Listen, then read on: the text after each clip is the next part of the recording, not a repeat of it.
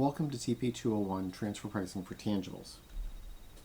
We're talking about the cost plus method. In a previous video we had shown an example of the cost plus method using external data.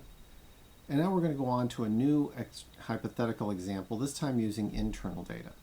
So to briefly recap, external data means that we're looking at the gross profit, or the markup above a gross profit over cost of goods sold by a manufacturer, to the same measure of profitability for a group or a whole set of comparables.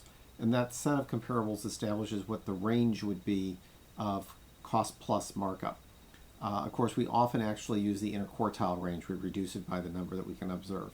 But there's also the possibility of doing this with internal data. And that is to ask the question, if a manufacturer that you would use you want to test the transaction they have selling their product to an unrelated party, testing their product to a related party, also has sales to unrelated parties, you can ask the question whether the cost plus markup is the same in the related party as in the unrelated parties, or at least within the range of what we see happening with the unrelated parties, which establishes that it's reasonable in the related party transaction that they've marked up the cost of goods sold enough when they sell it on to the buyer to make a normal arm's length profit. So with all that said, let's take a look at how this would work. We're back to the example that we've used before, and we're going to ask the question, does Japanco, which in our example is selling to UKCo, does Japanco sell not identical products, but very similar products to unrelated parties? And if so, could we compare the gross profit relative to cost of goods sold of those transactions to the related party transaction? So let's show how this would work.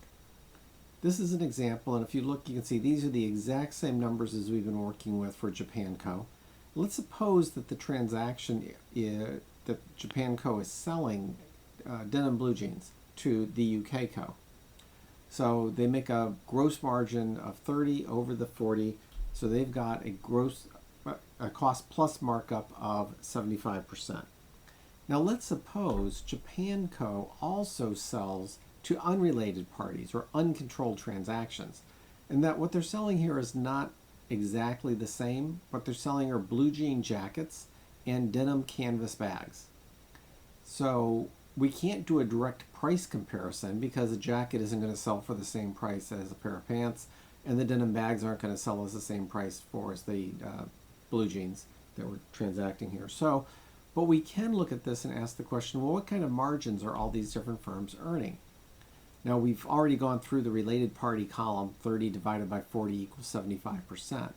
In the case of blue jean jackets, we see that they make a gross profit of 62.